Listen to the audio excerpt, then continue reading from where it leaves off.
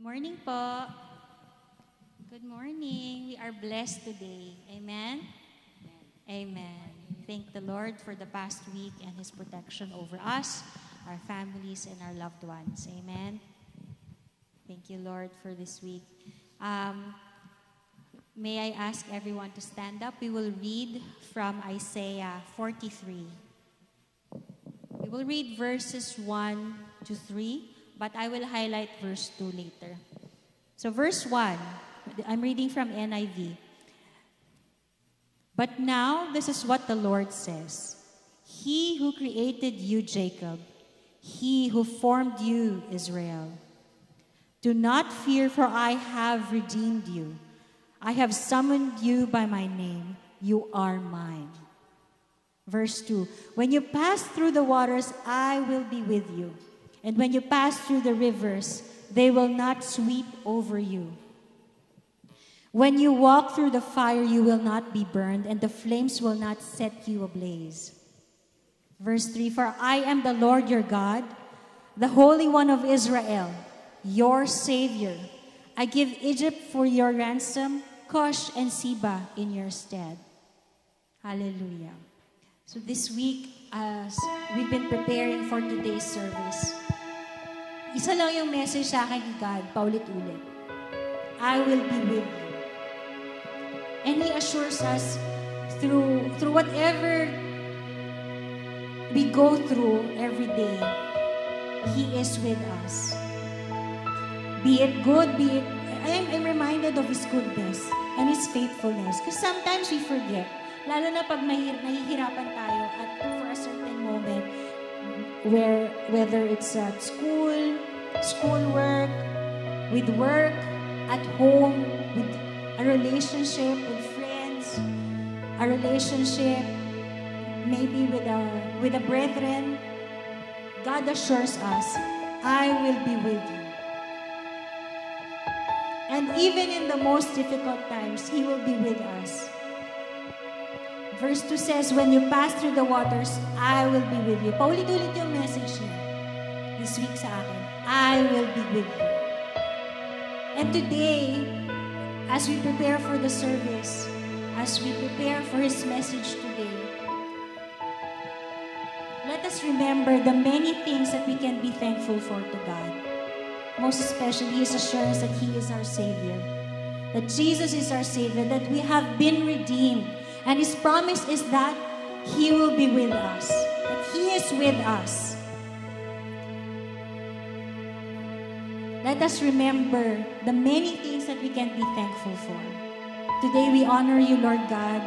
We thank you for your presence in our lives. Thank you, Jesus, for saving us. Thank you for your guidance, Holy Spirit, daily. Thank you, Lord God, for choosing us, for redeeming us, for calling us by your name. We thank you, Lord. You are more than anything that we have in this world, Lord. We thank you. May our praises, may our songs, may our music give you honor and give you glory today. We thank you, Jesus. In Jesus' name we pray. Amen. Hallelujah. Glory to God.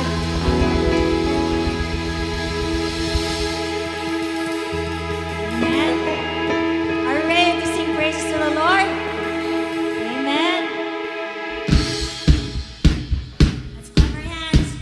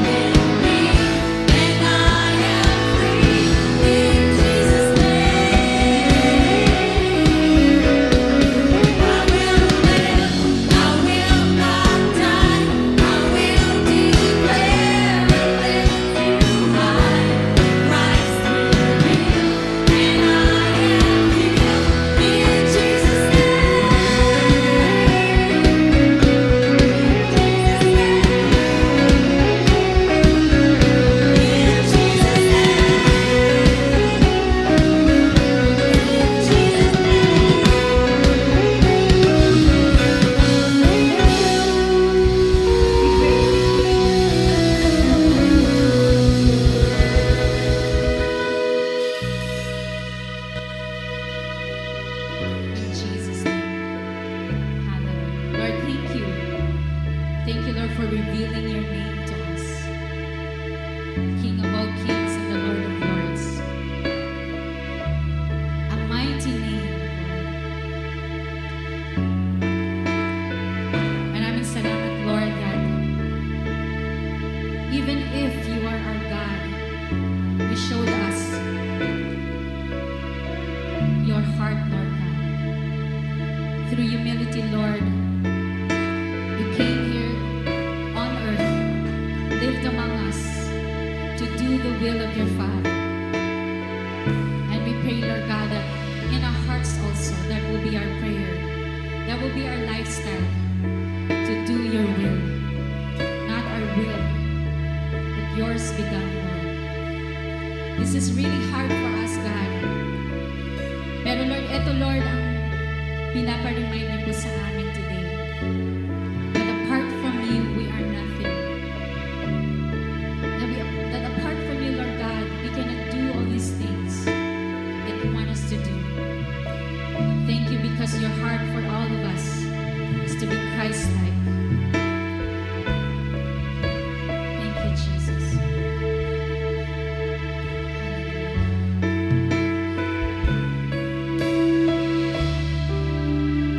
Hallelujah.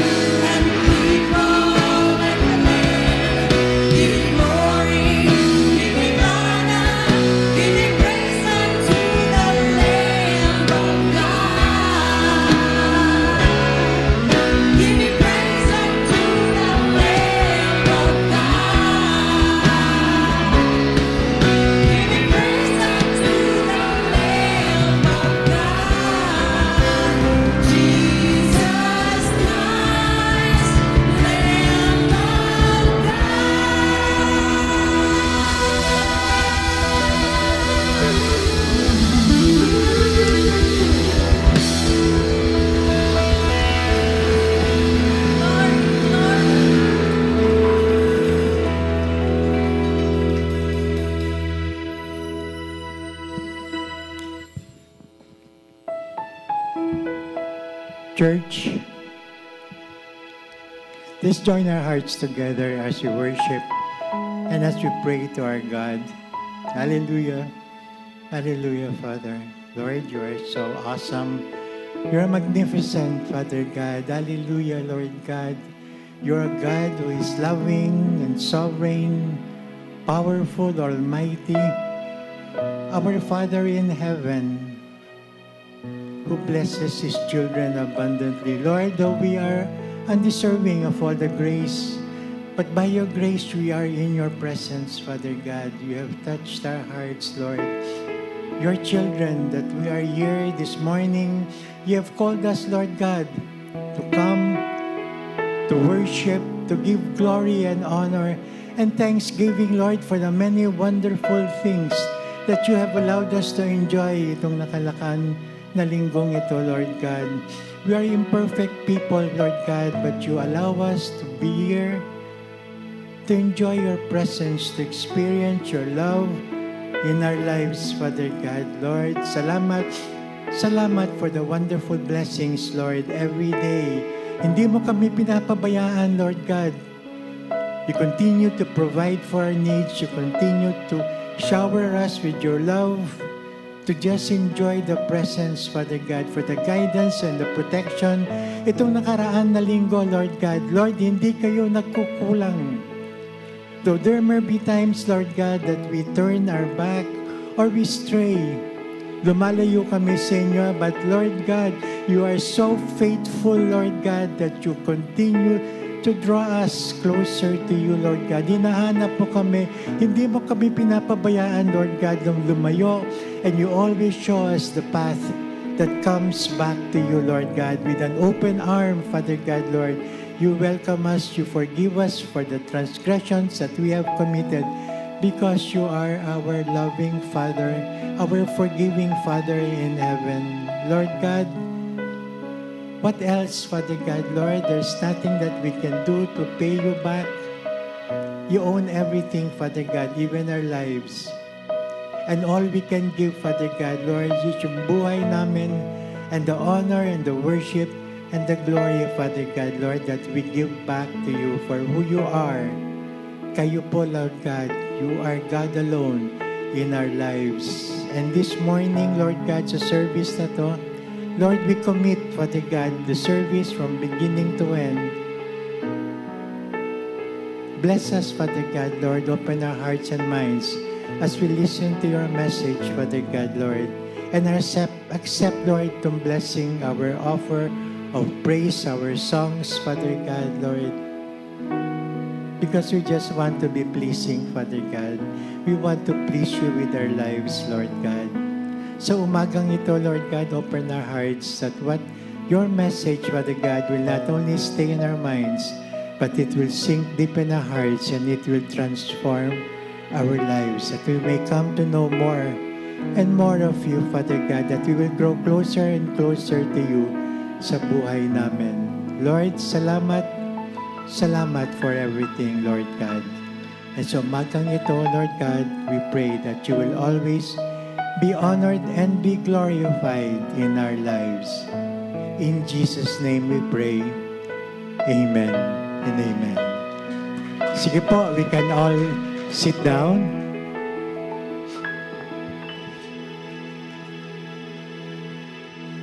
Yes, magandang umaga po ulit sa inyo. This morning, we have the privilege, Lord God, na meron tayong guest preacher. He's not someone new sa atin. He's been here a few times, Lord. Nalala ko nga, nag-preach na siya at least twice dito. It's sa church natin. And the last time that siya tumulong sa atin was during our family camp. No? Hindi ko na maalala, no?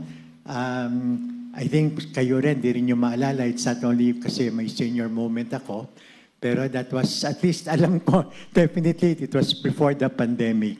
No? So, without further ado, I would like to call and see Pastor Great Mabuti to share the message of God this morning sa atin.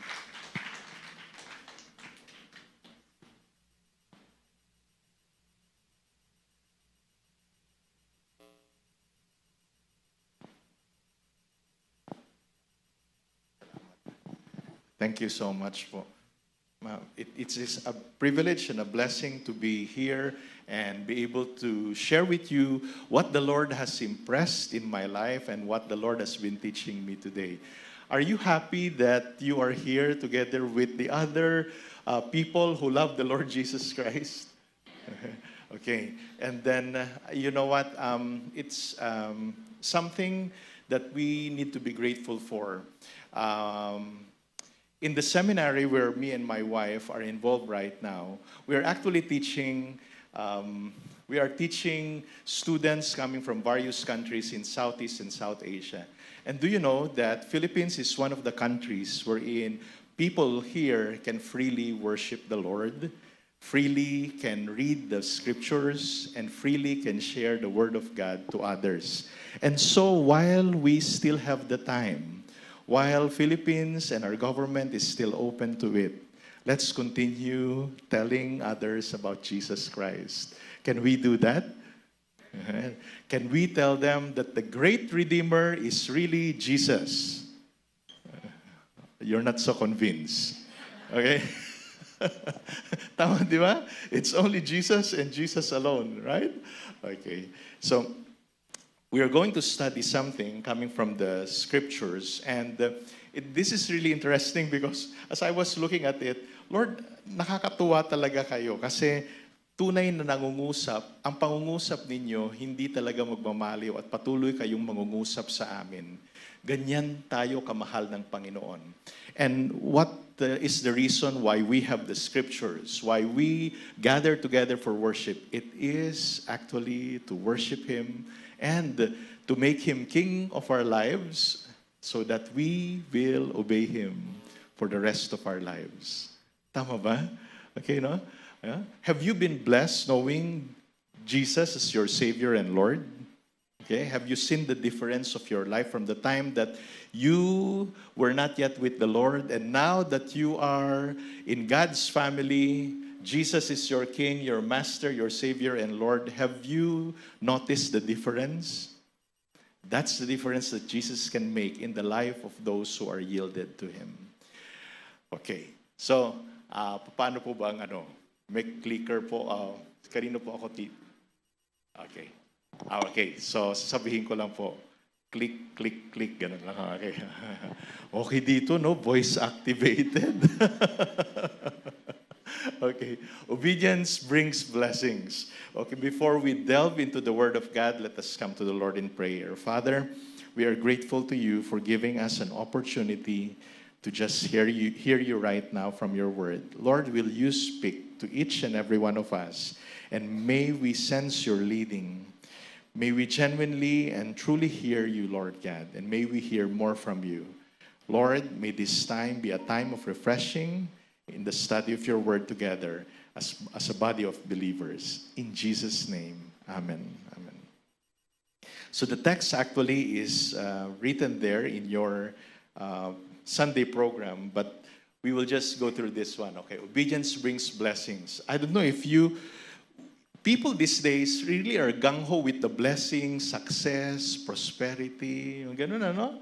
They're even Christians, they go for the blessing.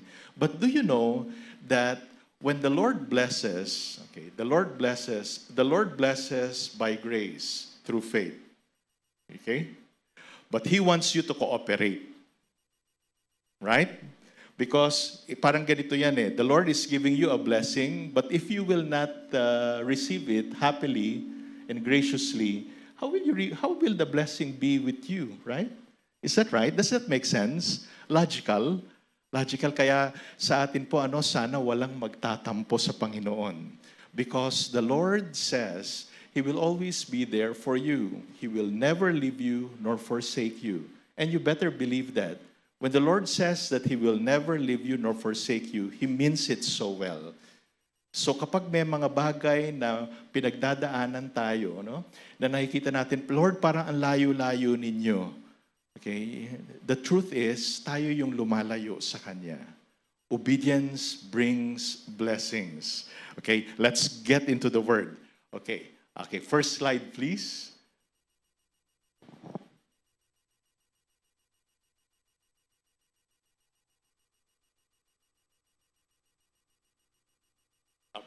let me just remind you of these things that we will get, we often would read in the scriptures about how the Lord would bless.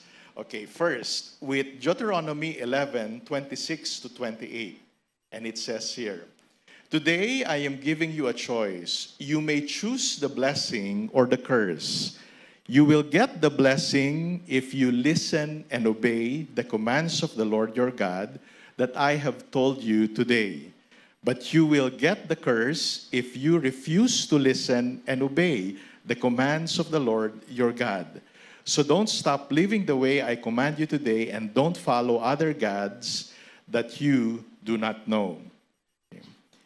Today we are, in this particular passage, the Lord has given the Israelites a choice. Okay? I am so glad that God is always giving His people choices. No? You choose to listen and obey, you will be blessed. You choose not to hear and disobey, okay, you will get cursed. Okay? That was in the Old Testament. Now, this is how, because our story is from the Old Testament, and so we would like to see the context. So this is in Deuteronomy. Kung naalala ninyo yung books of the Bible ninyo, from Genesis, i-recite nga po natin, Genesis, Exodus, Leviticus, Numbers, Deuteronomy, okay? It's the 5th book of the Torah, di ba? Torah, right? So wala pa po rito yung mga kings during that time. Wala pa sila King David during that time, King Saul, Solomon, all right? Now, in the next passage, Deuteronomy 17:18 to 19, nasabi na ni Moses sa mga Israelites that there will come a time that they will ask for a king. Okay? Okay, long beforehand, before the Israelites asked for the king, just like the other neighboring nations around them, neighboring kingdoms, Moses already gave this warning and instruction. When the king begins to rule, okay, it says here, he must write a copy of the law for himself in a book. Ganito po ka-tedious ang mga kings nung araw. Pag naging hari ka nung araw, you are going to write the law, which is actually the Old Testament, ano? Right? You're going to write it. And probably they're writing by hand. And he must make that copy from the books that the priest from the tribe of Levi keep. He must keep that book with him and read from it all his life. Okay? Ang sarap ng buhay ng hari, oh, basa lang ng basa ng Bible. Okay? Pero hindi yon. He is going to copy and write for himself in order for him to obey everything that is written in it. That was the instruction. He must keep that book with him and read from it all his life, because he must learn to respect the Lord his God, and he must learn to completely obey everything the law commands. Now, moving forward, during the time of Joshua 1:8, and one of the more popular verses that we have, okay, given to us, Joshua 1:8, sabi dito, okay, can you all together read it with me so that I would know that we are looking and reading on the same page? Okay, 1, 2, go. This book of the law shall not depart from your mouth, but you shall meditate on it day and night, so that you may be careful to do according to all that is written in it, for then you will make your way prosperous, and then you will have good success. Now, people these days, in the next slide, they would just focus on the last few words of this verse. Prosperous, good success. Lord, I want to be prosperous. Who doesn't want to be prosperous, right? Lord, I want to have good success. Who doesn't want to have good success? Now, we are not for prosperity gospel. Hindi totoo na kapag ka naniwala ang isang tao kay Jesus bilang Panginoon at sariling tagapagligtas, magiging bilyonaryo siya at mawawala lahat ng sakit niya. Okay? Actually, kahit yung mga nagtuturo nun, hindi naman naging super yaman at super healthy. Okay? But what the Lord is saying here, you know, the Bible describes success in a different way other than not like how the world would define success. Sa mundo natin, success is defined as what? Can you name some? How do your unbelieving friends define success? Okay, promotion. Wealth. Okay, wealth. Okay, power, fame, no? Okay? All right? Hindi ko kayo masyadong naririnig, no? Prestige. Okay, prestige, power, peso, lahat na yata ng P, no? Okay, sila yung Panginoon ng kanilang mga tao, no? Ganun, no? Okay, that's how the world would define success. But in the scriptures, these things are just a bonus. It's not really the main thing. Because for God, success is much more meaningful, mas malaman, mas makahulugan. Okay? Success for God is living the kind of life that God desires you to live in this season of your life. Knowing and doing His will for your life. Just imagine, if you are knowing and doing God's will, katulad ng inawit natin kanina, no? By the way, I appreciate the music team. Can we appreciate the music team? Only few churches would have such a dynamic worship team these days. Okay? And you have one of the Philippines' best. No? At least in Buendia. Okay. All right, no? So appreciate them, encourage them, no? And if you want to audition, there is an audition after every service, ano? Okay, ayan, may audition. Approach Sister Ko. Okay. Kong, maalala nyo pa. Okay, okay. Okay. The Lord would define success that way, in such a way that that's the reason why even people who may not have everything, okay, people who may not everything, they have everything they need in God. Okay? You may not have your millions, but then all your needs are taken care of one way or another, and the Lord just provides. Our brother prayed about that a while ago, right? Have you seen God's provision lately? Kami naranasan namin, no? I think the last time that sinasabi na anak ko, the last time that we were with you during a family camp was 10 years ago. Tama ba? 10 years ago, no? Oo. Yung iba single pa noon, ngayon married na. No? Dati wala pa silang anak, ngayon meron na. Yung mga anak namin noon, maliliit pa, ngayon mas matangkad na sa akin, no? Okay. So, as time flies, when we get to experience God's blessings, okay, He lavishly bestows His blessings to us. Okay? But again, we need to cooperate with Him. Right? And do not define success. The world defines it. Remember, who do you follow right now? If you have Jesus as your master and king, at siya yung pinagahari nyo, sinong hari nyo? Oh, so sinong susundin ninyo? So sa definition ng success, kaninong definition ang susundin ninyo?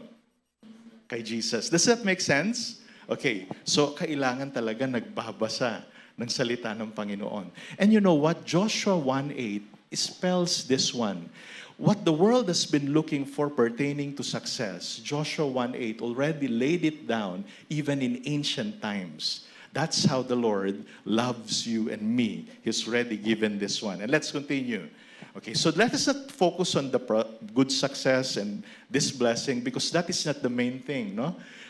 That is just a byproduct, okay? A byproduct of something more worthwhile, more essential for us to do.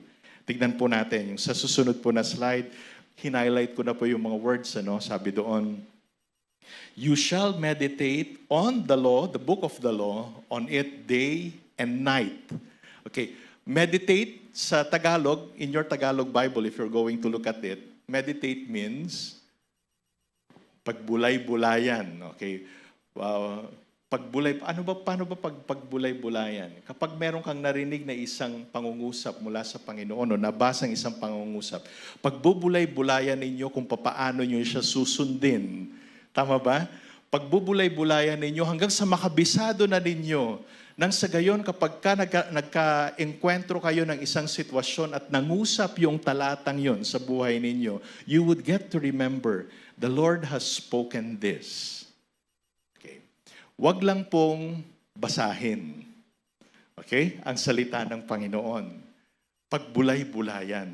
Ngayon, bakit natin babasahin at pagbubulay-bulayan? Nakalagay din po dito. So that you may be careful to do according to all that is written in it. So the Word of God is not just written for our transformation, information, but it is written for our transformation. And when is a life transformed by the Word of God? If he or she begins to apply. Ang Biblia po, hindi dapat pinagtatalunan. Ang Biblia dapat ay isinasabuhay. Tama po ba? Okay? So, GRCF family, wag na tayong makipagtalo no, sa ibang mga tao na gustong pagtalunan ng Biblia together with us. No? Ganyan po yung kwento ko nung ako ay nasa estudyante pa po ako. Tapos pumunta ako sa probinsya. Nung nalaman nilang kumukuha po ako ng biblical studies at that time, merong kapitbahay na sabi niya, ay great, nasa Bible ka pala, punta tayo sa plaza, magdebate tayo. Sabi ko, Manong, parang hindi ko yata natandaan na yan ang tinuro sa amin. Ang Biblia dapat ay isinasabuhay at hindi pinagdedebatihan. Tama ba? Alright? Okay. So, why are you going to read and meditate the Word of God? In order to obey. Okay? To obey.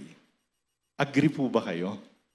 Okay? Sabihin nga po sa sarili ninyo, I will obey God's Word.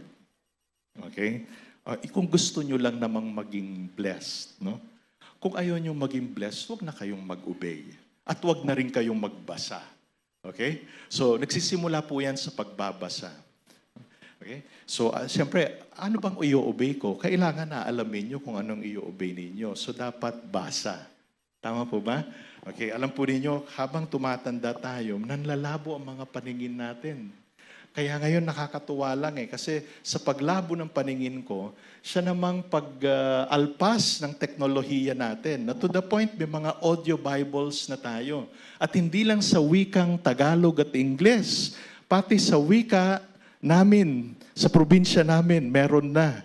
Kaya kung hindi ko na siya mabasa at sobrang ang sakit-sakit na sa mata, ino-on ko na yung audio Bible ko. Magugulat, ako minsan nagugulat.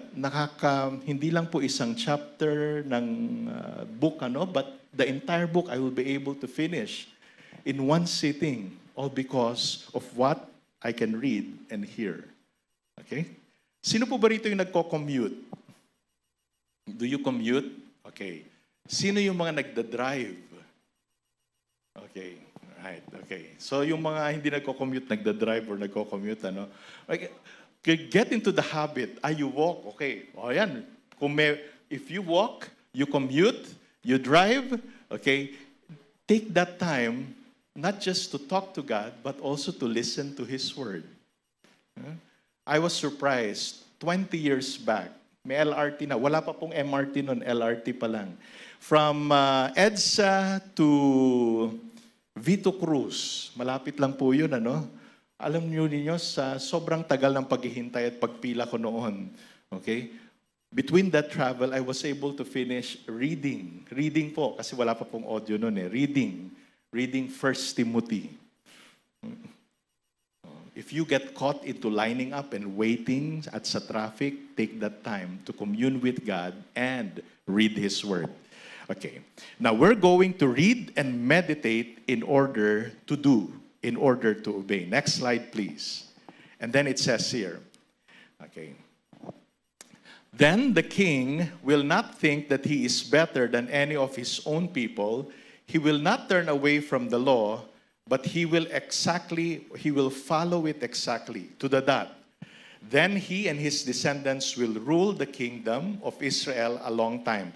Binabalikan po natin yung Deuteronomy, from this passage. Itong passage na ito ay galing sa Deuteronomy. Sabi po doon, the king should not turn away from the law. Okay? Dapat hindi niya hinihinto ang pagbabasa, pagbubulay-bulay, at paggawa ng salita ng Diyos. But he will follow it exactly. Tignan po ninyo yung blessing.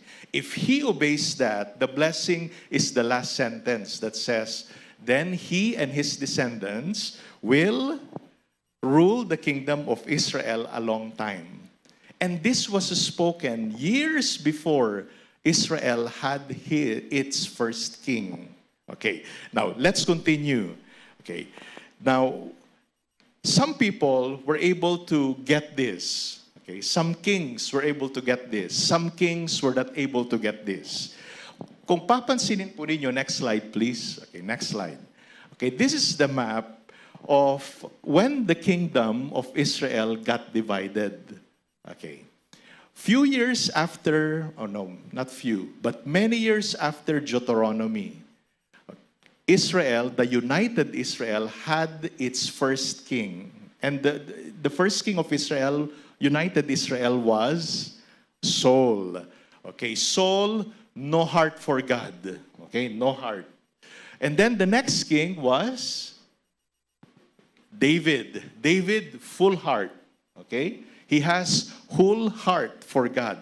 And then the son of David followed after him, and his name was Solomon. Solomon was considered a king with a half heart for God.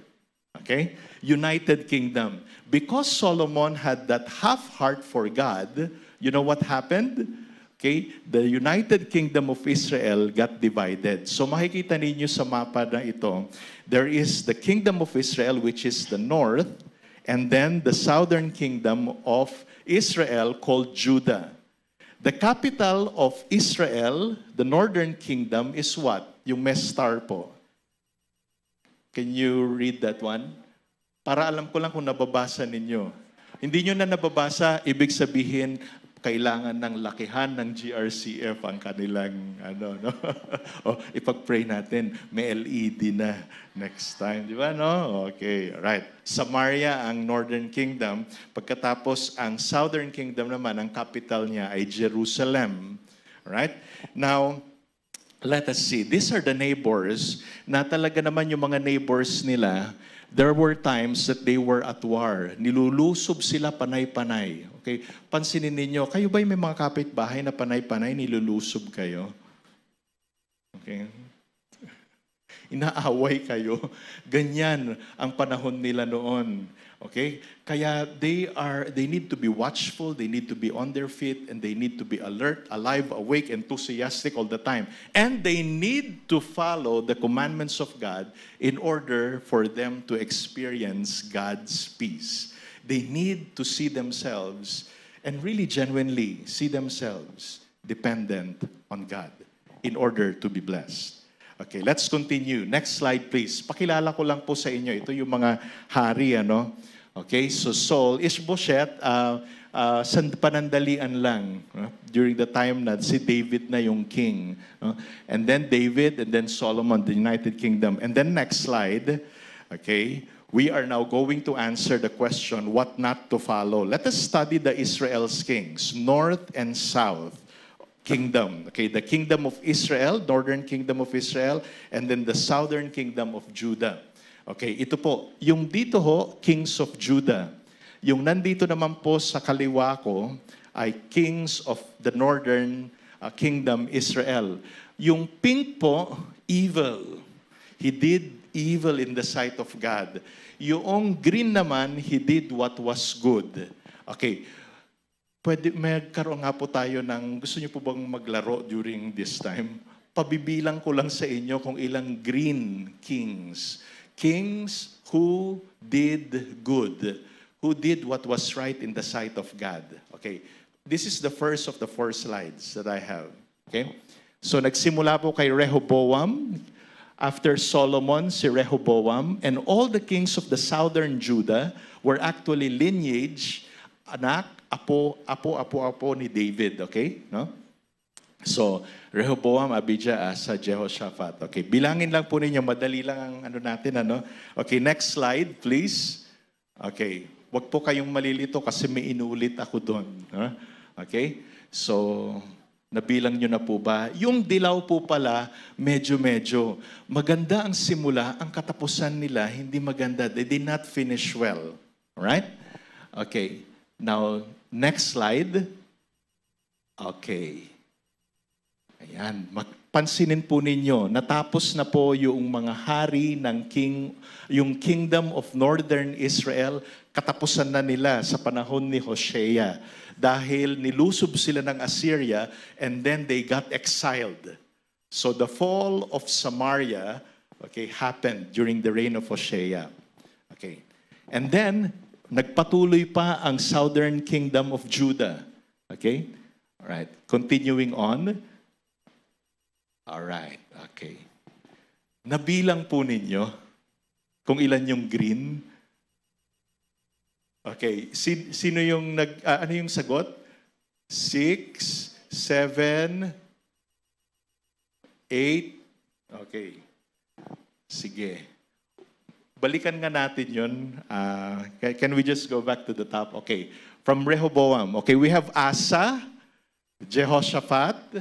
Tapos, next slide.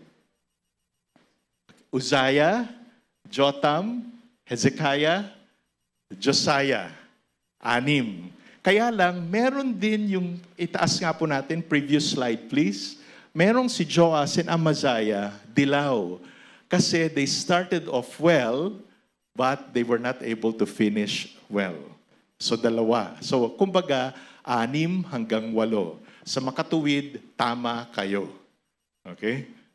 Tama ba? Sa Southern Kingdom yun. Sa Northern Kingdom, may napansin kayo, may good king, walang good king. Okay.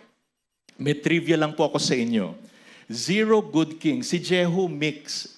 Brutal itong taong. Huwag yung pangangalanan na Jehu, ang mga anak at apo ninyo. Okay? Brutal. Right? Yung ginawa niya. Basahin nyo na lang sa Biblia. Right? No? Okay. Wala tayong makikitang good king of the northern Israel. Okay. I have a trivia. Who do you think is the worst king of the northern kingdom of Israel?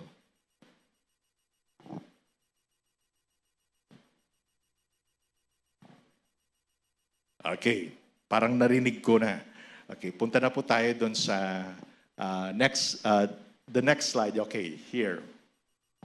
1 Kings 16 tells us this. In the 38th year of Asa, king of Judah, Ahab, the son of Omri, began to reign over Israel, and Ahab, the son of Omri, reigned over Israel in Samaria 22 years. And Ahab, the son of Omri, did evil in the sight of the Lord, more than all who were before him. Okay? And as if it had been a light thing for him to walk in the sins of Jeroboam, the son of Nebat, yung unang-unang hari po ng divided kingdom, northern kingdom of Israel, Jeroboam, he took for his wife Jezebel, the daughter of Ethbaal, king of the Sidonians, and went and served Baal and worshiped him. Ahab actually introduced this Baal worship in the land of Israel. Ahab. Next slide, please. Okay. So, si Jezebel po, naalala nyo na, no? Jezebel. Nagtataka nga ako bakit kaya si Jezebel, may mga bata ngayon pinapangalan na Jezebel. It's either Serena, sa Pilipinas, Serena ang Jezebel, ano? Pero sa Biblia po, Jezebel, she is a wicked queen. Okay? She killed a lot and her end was not so good. Siya yung queen na hindi nabigyan ng pagkakataong mailibing. Bagkos, kinain, nilapa ng mga aso ang kanyang bangkay. Okay? Hanggang sa hindi na maipon. Right? Okay? Huwag nyo nang pangalanan ng mga anak at apo ninyo ng Jezebel. Okay po ba? Siguro kahit Serena, wag na, no? Hindi naman totoo yung Serena. Okay? Ito pa, 1 Kings 16. He erected an altar for Baal in the house of Baal, which he built in Samaria, in the capital. Okay? And Ahab made an Asherah. Hindi pa nakontento, may Asherah pa. May Baal na may Asherah pole pa. And then, it says here, Ahab did more to provoke the Lord, the God of Israel, to anger than all the kings of Israel who were before him. Okay, totoo po. Si Ahab po, even if you Google it, Ahab will be on the top list of the most wicked of the kings of Israel. Okay, next slide. Kaya alam po ninyo nangyari, during that time, when all these kings did what was evil in the Lord's sight, makikita po natin in history how the Lord had dealt with Israel. Not just with the king and his family, but the entire kingdom of the northern Israel. To the point that they got subdued, okay? They were made captives, and then they got exiled, okay? In the kingdom or the empire of Assyria. Pagkatapos ni-replace, may mga ibang tao from other lands who were placed in Samaria. Curses upon curses. Alam po ninyo, nung binabasa ko ito, pinag-aaralan ko, sabi ko, hindi kaiba ang mga nangyayari sa mga bansa na meron tayo ngayon. Ukraine, okay? Ukraine is one. But pray for Ukraine. There are many believers in Ukraine. The Northeast India, okay, in Manipur, wherein the churches have been burned just last year, and then the families, Christian families, were actually pinalayas sila doon sa probinsya na yon. Okay? Pray for them. And then right now, Sri Lanka and Bangladesh, even Nigeria. Nung sinasabi ko to sa mga estudyante ko, hindi ko akalain, sa klase pala namin, may taga Nigeria, may taga Sri Lanka, may taga Bangladesh, may taga Northeast India, tas may professor kami na galing ng Ukraine. Oh? Sabi ko, the Lord is shaking these nations for His purpose and for His glory. But it was different in Israel. They were shaken to accomplish God's purpose in their nation and in their lives, but at the same time, for them to experience the consequences of their actions. Remember this one. We are free to choose. Choose to obey, choose to disobey, you are free to do that. Whether you obey, disobey, listen, not listen. Pero meron tayong hindi pwedeng maging choice natin. You are free to choose, but you will never be free from the consequences of your choices. Pansinin ninyo, yung mga nagkakakain ng maraming gulay, mas nagiging healthy sila. Di ba? Yung mga nag-exercise, mas nagiging tone yung muscles nila. Yung mga magagandang pag-uugali, mas maraming kaibigan. Okay? Yung kumakain ng hindi tama at natutulog ng hindi tama, nagiging healthy ba in the long run? Nagkakasakit. Di ba? Tama ba? Okay? Okay, choice mo na matulog ng maaga o matulog ng late. Pero yung consequences of the lack of sleep will never be your choice. Okay? It will always be there. You're free to choose, but you are never free from the consequences of your choices. Okay. So, if there are people whom we should not be following, okay, the kings of Israel, all of them, and except for the 8 kings or the 6 kings of the southern kingdom, Judah, okay, don't follow the rest, okay, but we have to follow these kings, the 6. And among the 6 kings, the top, yung pinaka-top na naging mabuting hari, next to David is Hezekiah. Okay, how many of you know a person named Hezekiah these days? Ako may kilala ako, inaanak ko. No? I know at least 2 named Hezekiah. And this is the reason why he was named, why that inaanak of mine was named as such. Because his name was after a very good king in the southern kingdom of Judah. And we are going to study him. Next slide, please. Okay, 1 Kings chapter 16, 17, and 18 tells us about the worst king of Israel. 1 Kings yun But 2 Kings chapter 16, 17, okay, tells us of the best king, the most good king of Israel, or the southern kingdom, Judah. Okay? Pansin ninyo, no? 1 Kings chapter 16, 17, 18, worst king. 2 Kings chapter 16, 17, okay? Best king, right? So, 2 Kings 18. tells us this. Now it came about in the 3rd year of Hoshea, the son of Elah, king of Israel, that Hezekiah, the son of Ahaz, king of Judah, became king. He was 25 years old when he became king, and he reigned 29 years in Jerusalem. And his mother's name was Abi, the daughter of Zechariah. And then verse 3. Can we all together read? Para lang alam ko na nababasa ninyo. 1, 2, go.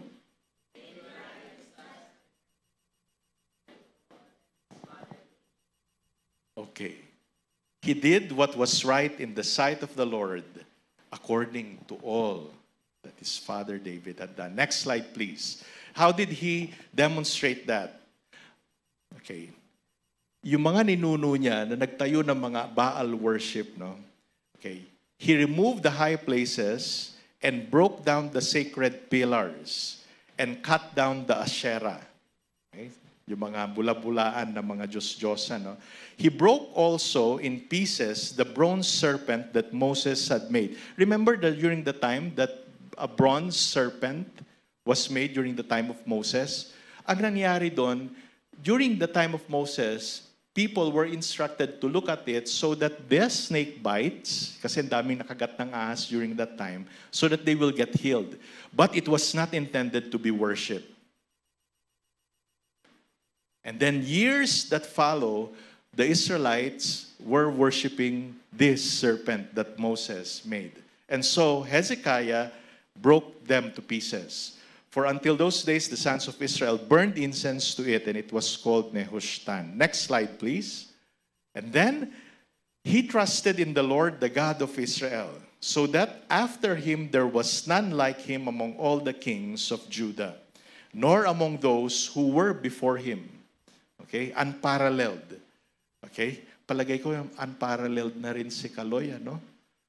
Winning 2 gold medals in a row. Our first gold medal in the Olympics come from Kaloy. Okay? Carlos. Anong apelido niya? Yulo. Tapos sabi niya, you Lord. All God, all God. Napansin yung sinabi niya doon nung in-awardan siya ng first medal niya. All God, all God. Pray for our athletes. Me and my wife, we are part of Campus Crusade for Christ, which is now called CRU. We are now full-time missionaries, and we have missionaries who are working with the athletes. They are called the Group of Athletes in Action. They are reaching out to the athletes to turn to the Lord. No wonder we have a lot of athletes all over the world who have become followers of Jesus. Okay. Unparalleled. And Hezekiah was unparalleled because of what? Okay, ito, highlighted in red. He trusted in the Lord, the God of Israel. And then verse 6 says, he clung to the Lord. He did not depart from following him. So talagang sinusunod niya every day of his life, no? And then he kept his commandments. Sa ibang translation, he kept all his commandments. Lahat. Tandaan niyo yung sinabi ko kanina, pag naging hari, binabasa at kinokopya yung Bible. Para yun ang kopya niya. Okay? Biro mo, hari na sila, nagjo-journal pa. Sino yung hari dito? Okay? Hindi tayo hari, di ba? So dapat mag-journal din tayo, no? Okay? It's good actually na mahimay-himay ang salita ng Diyos. To keep it as a copy for ourselves. So, he did not just do that, but he clung to the Lord. He did not depart from following him at sinunod niya lahat. Which the Lord had commanded Moses. Okay, ito yung ginawa niya. So Hezekiah, did Hezekiah obey God? Yes or no? Yes. Okay, from these verses. Let's go to the next verse. In verse 7 of 2 Kings 18, and the Lord was with him. Wherever he went, he prospered. Okay. Success, prosperity, and the prosperity here is not the prosperity that the world knows. Pag sinabi nating prosperity, blessed by God, according to God's purposes, according to God's will. Okay? Right? What do you think is the clincher? The clincher is the presence of God in his life. you know my prayer for you right now. God loves each and every one of us. And Jeremiah 29:11 says, I know the plans I have for you, says the Lord. Plans to prosper you, plans not to harm you, but plans to give you hope and a future. That is God's plan for you and me. And who knows it? Who knows the plan for your life? The best plan? God. Natanong nyo na ba si God, Lord, anong best plan niyo sa akin? Sana wag niyo siyang matatanong kung sa heaven na tayo, ano? Okay? Ngayon pa lang, habang humihinga tayo, Lord, what is your best plan for my life? Hindi masamang magplano, but get to know God's plan for you before you lay down your own plan. Remember, in order to be blessed, you need to cooperate because obedience brings blessings. Okay? Okay? Cooperate. Sunod lang. Di ba? Minsan tayo, pag nakita natin sa Bible, ay talaga Lord, sinabi niyo yun? Okay? Highlightin ko nga yung black pen. Eh, dinabura na. Huh? Wag ganun, ano? Kasi ayaw nating sundin, binubura. Kailangan pag sinabi ni God, kahit masakit sa kalooban natin, hindi masama. Masama ang loob siguro natin. Lord, talaga sinabi ninyo. Okay? Do not get unequally yoked. Okay? Do not marry someone who is of the different faith. Sinabi na sa Bible, talaga Lord, sinabi yon? Oo, sinabi na. Talaga? O anong gagawin nyo? What is your response? Sunod lang. Thou shall not steal. Thou shall not kill. Sunod lang. Tama? Di ba? Keep your Sabbath holy. Yung iba nagtatrabaho pa pag araw ng linggo, araw ng pananambahan. No? Alam niyo, we need to keep a day of worship and a day of Sabbath. It was one command from the Lord. Okay? So what is your Sabbath? Is it a Sunday? Is it a Monday? Maglaan ng isang araw sa buong linggo wherein you would consider that a day of worship and a day of rest. And then just trust God. Minsan yung iba, Lord, pag hindi kami nagbukas ng tindahan, wala kaming kakainin bukas. Kaya ipaprioritize ko na itong overtime. Trust God. Me and my wife, we have proven God's faithfulness in that area. Do you know that during our day of rest, none of us will cook? Okay? Unless life and death situation, ano? Okay? Pero none of us would cook. And then we will just trust God. You know, the Lord will provide. All the time, the Lord provides. Ito pa, sinasabi sa Bible, kaya ito maraming hindi nabiblessed eh. Give your tithe, okay, to the storehouse of God. Malakay says that. Okay? Minsan tayo, pag 10 piso yung income natin, what is the 10th of the 10 piso? Piso. Madaling ibigay kay God, di ba? Tama ba? Okay. Binayaan ka ng Panginoon because you are faithful with your 10th. Then, He gave you 100,000. What is the 10th of 100,000? 10,000. Pwede pang ibigay? Okay pa, ibigay. Okay. 1 million, biniyayaan ka ng Panginoon. What is the 10th of 1 million? 100,000. Pwede bang ibigay kay God yon? Okay, medyo humihina na yung Alright, okay. Sinisigurado ko lang. Alright. Paano pagka 1 billion pesos biniyayaan kayo ng Panginoon? What is the 10th of 1 billion? 100 million, tama ba? Tama ba yung computation ko? No? Okay? Alright? Okay. Pwede bang ibigay sa Panginoon? Oy, dito. Pwede po daw. Dito. Malaki na yun, Pastor. Baka yumaman yung church namin. Hindi na nila kailangan. Okay. Okay. Whatever the Lord has given you, give the tithe back to Him. It doesn't belong to you and me. The tithe belongs to the Lord. Okay? The tithe belongs to the Lord. Pansinin ninyo, 90% at your disposal. I-compare nyo naman yung 10% sa 90%. Di ba? Minsan 10% na nga lang, pinagdadamot pa natin. Tama? No? You want to be blessed? Obey. Okay? Obey. Right? Obey. Now, let's continue on. The Lord was with him. God's presence was with Hezekiah. Do not go anywhere where the Lord's presence will not go with you. Yes, the Lord is omnipresent. The Lord will always be there. But you know what spells the difference? If we are conscious or aware of the presence of God in our lives. Meaning to say, wherever I go, I need to be mindful that God's presence is there. And God is my King. Therefore, may CCTV o wala, gagawa ako ng tama. Tama? Correct. Okay? Wherever I am, mag-isa ako, okay, walang nakakakilala sa akin, I will do what is right and pleasing to God's sight. I will be faithful to Him because He is present in my life.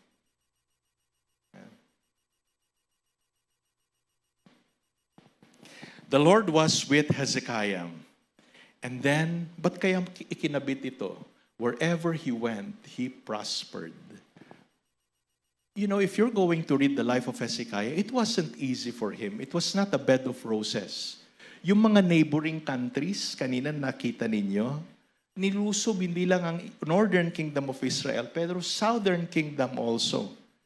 And there was even an Assyrian king, si Sennacherib. Okay? Sa world history, mababasa natin siya kung ano yung ginawa niya. But the Lord protected Hezekiah and the entire kingdom of Judah from Sennacherib's power. Superpowers Sennacherib and Assyria during that time. But you know what the Lord did? The angel of the Lord killed thousands, 180,000 if I'm not mistaken, of soldiers overnight. One angel killed that. How powerful angels are, no? But do you know that we will judge angels according to the scriptures, that they are powerful? And then after that, Sennacherib, okay, merong lulusob sa kanya, makikipaglaban sa kanya, nag-back out siya, umuwi siya sa kanila, and then while he was worshiping, his two sons killed him. Dito po yung popular na song, The Battle is the Lord's. Okay. Okay? Yung verse na yon during the time of Hezekiah and Isaiah. Indeed, the battle fought for Hezekiah. The Lord fought for Hezekiah and the battle was won because of God. Walang ginawa si Hezekiah kung di nag-trust lang siya kay God. And then the Lord delivered him and his kingdom from Sennacherib, from the enemy. Next slide, please. So, knowing the example of the good king, okay, Hezekiah, what are we going to do now? Let us be reminded of this. Deuteronomy 28:1 and 2 tells us this. Now it shall come to pass, if you diligently obey the voice of the Lord your God. Diligent in Tagalog is may kasipagan, may tama ba to? Kasigasigan, no? Diligent, okay? Diligent. Diligently obey. Hindi haphazardly obey. Diligently obey. Okay? Proactive. Obeying the voice of the Lord your God. Okay? To observe carefully all His commandments. How many of His commandments? All. Okay, di ba? Hindi sana all ha. Talagang all. Okay? Ganito lang yan. Gusto nyo yung blessing sa inyo, all? Okay, sunod din, all. Pag sana all, ay talaga naman, sana all din. Di ba? Okay? Right? Which I command you today, that the Lord your God will set you high above all the nations of the earth. Now, this is the Old Testament, and this is the promise to Israel. Okay? To the Israelites. And all these blessings shall come upon you and overtake you. Why?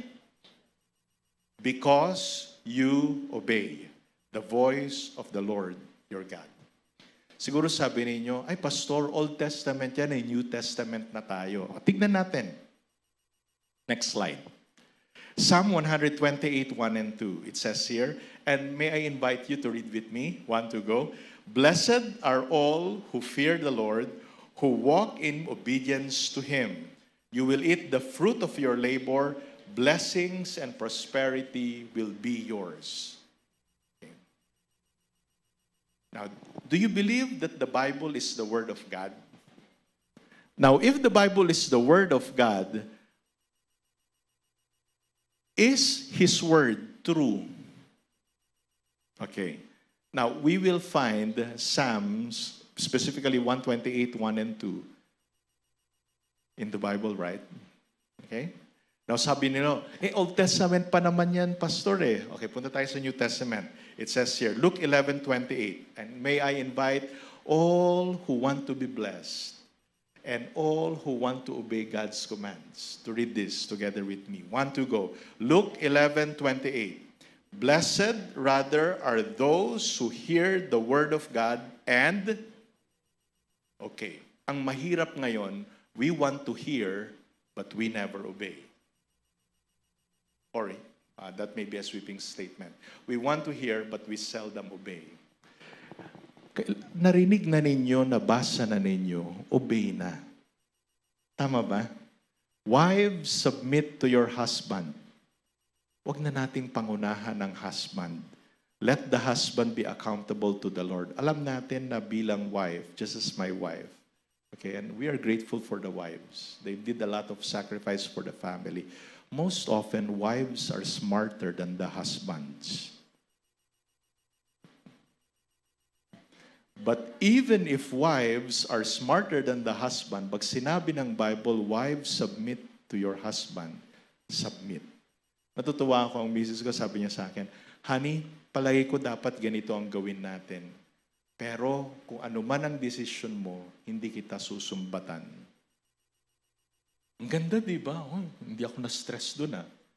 Pagkatapos, nung ginawa ko yung dapat kong gawin, nakikita ko yung blessing ni God sa family. Kung mali ako, nakikita ko rin ang pagpapalo ng Panginoon. Pagtama ang pagpapala niya.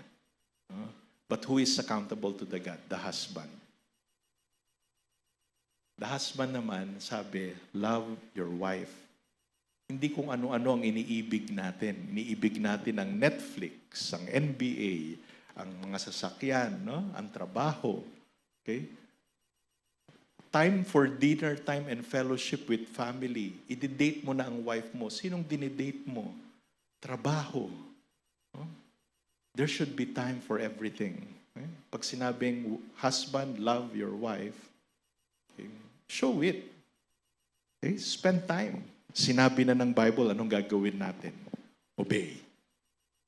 Okay, obey. Sa mga single na hindi nyo kayang panagutan yung mga ganon, huwag na kayong mag-asawa. Okay? Okay ba? O children, sabi, children, obey your parents in the Lord, for this is right. Pag sinabi na ng tatay at nanay ninyo na hindi, tanggapin na. Okay? My daughter, when she was so small, when we say no, she would comfort herself by saying, okay, Daddy, on my birthday, okay, no? Yun ang consolation niya sa sarili niya. On my birthday. Okay?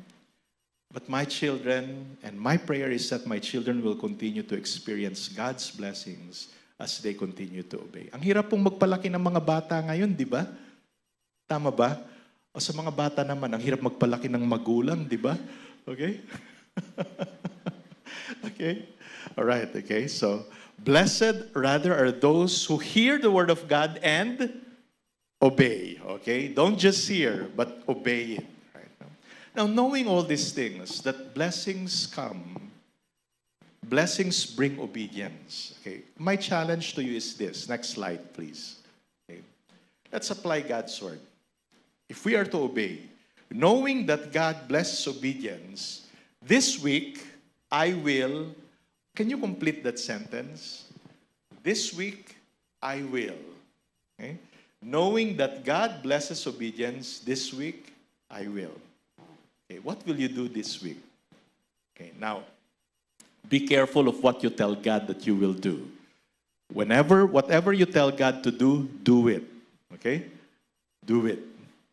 And experience His blessings. Because if you withhold it, you will definitely receive the consequences of your choice. Okay, tama ba? Alright? God is not mocked. Whatever a man sows, he reaps. Whatever a man plants, he reaps. Tama ba? Gusto nating umani ng pagpapala, anong dapat gawin? Sumunod. Okay? At alamin natin kung ano yung susundin. Huwag lang makikinig sa araw ng linggo kay pastor. Okay? Huwag lang magbabasa ng Bible on the day of Sunday, no? But read the Bible. Sabi doon, meditate on it day and night. Okay? Day and night. Okay. Simulan natin. 5 minutes sa umaga, 5 minutes sa gabi. Okay? Meditate on a one or two verses. Do you think 5 minutes out of the 24 hours, is that enough? Minsan sa TikTok, hindi natin namamala yung oras, 2 oras na pala tayo, ano? Pero minsan sa Bible, pagka, 30 minutes lang, Lord, ang haba na. Sobra na akong natatamaan, Lord. Ganun, tama na. Ganun, no? Okay, if we want blessing, we need to commune with the Lord more often. We need to know His will and obey His will. Okay, do you think 5 minutes in the morning and 5 minutes in the evening of meditating God's Word is doable? What do you say? Is it doable? Okay? Doable ba? Okay, palagay ko doable, ano? Okay. Nakikita ko kahit hindi kayo tumatango, nakikita ko yung kaluluwa ninyo gumaganon. Okay? Doable. Then, shall we do it? Let's do it. Now, if you want to commit to it, and besides that, you will do something this week, no? This week, in response to today's message. Okay. If you are willing to obey, may I invite you to stand up?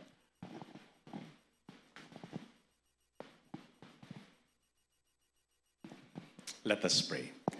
Our Father, maraming salamat sa inyong salita, Panginoon, na nagsisilbing pagpapala at paalaala sa amin. Maraming salamat sapagkat mahal niyo kami. You are the only God who desires the best for us and yet gives everything we may need, Lord, in order for us to pursue your will in our lives. You have the best plan for our lives, Lord, and so we come to you. Lord, what is your plan for me? Lord, what is your will for me? Beginning today, I will be more diligent in meditating your word, reading, meditating your word, so that I will be careful to obey everything that is written in it. Just as Hezekiah modeled it, it can still be done today. And I pray, Lord, that you will find each and every one of us faithful, doing the very thing that you want us to do. Lord, may you find faithfulness sa bawat isa sa amin, Panginoon. In Jesus' name we pray. Amen. Amen.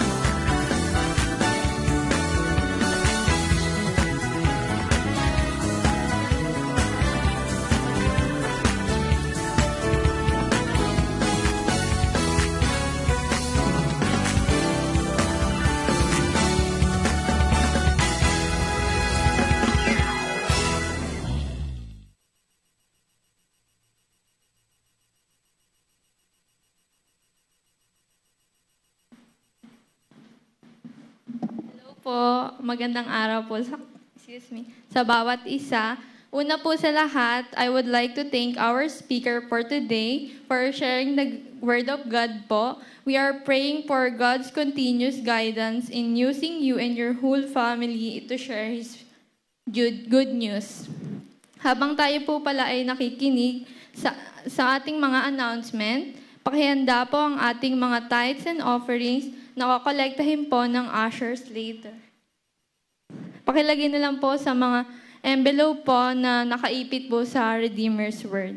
And we are also encouraging everyone to join the ministry. If interested po kayo, may mga additional details po na nakalagay sa likod ng Redeemer's Word na pinamigay po ng ushers po kanina pagpasok niyo po. Meron lang po tayong few special announcement. Ushers, please collect the tithes and offerings. First is we have a medical mission po scheduled on September 1 dito po sa GRCF. For more details, pakicheck na lang po sa loob ng ating mga Redeemer's Word yung mga additional information po. Tapos po, second is that this coming September din po ay gaganapin ang anniversary ng ating GRCF Church. We're encouraging everyone po to invite their friends, families, and colleagues. Lastly po ay, meron po tayong special announcement is that meron po tayong ongoing na donation drive para po sa aircon natin here po sa 3rd floor. Meron po tayong drop box by the usher's table na pwede nyo pong paglagyan ng offerings. Any amount is very much appreciated po. So, tapos na po ba yung kolekta?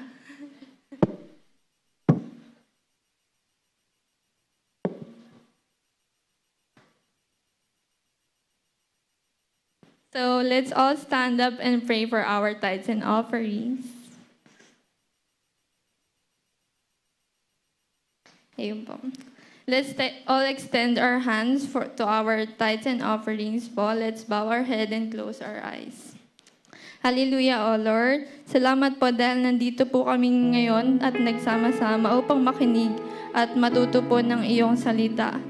Tinataas po namin ang aming mga tithes and offerings. Sana po ay magamit po ito sa paraan po na uplift po sa glory niyo po. And patuloy niyo po sana kaming gabayan as a church at bawat isa, tulungan niyo po kami sa aming mga pangangailangan. Maraming salamat po sa lahat. In Jesus' name we pray. Amen. I'm calling Brother Brary po for the benediction po pala. Thank you po.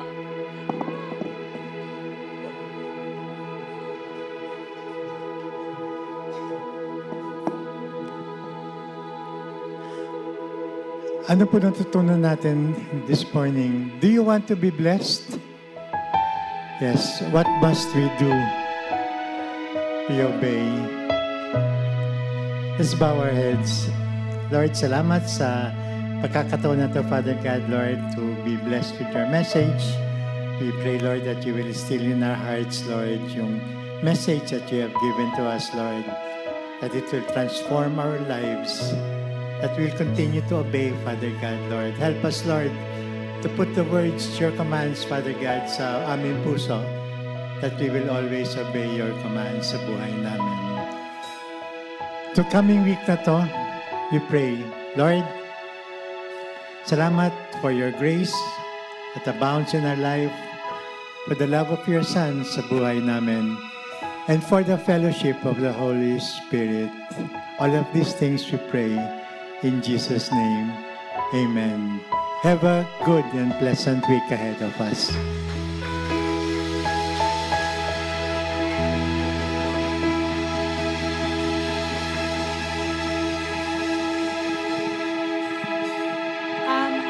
As part of our announcements also, on September 8th, which is the anniversary of GRCF, we will have our anniversary service in the morning, and in the afternoon, after the lunch, ng anniversary lunch, we will have the GRCF afternoon worship. Here's a 3rd floor. And statement of faith, we will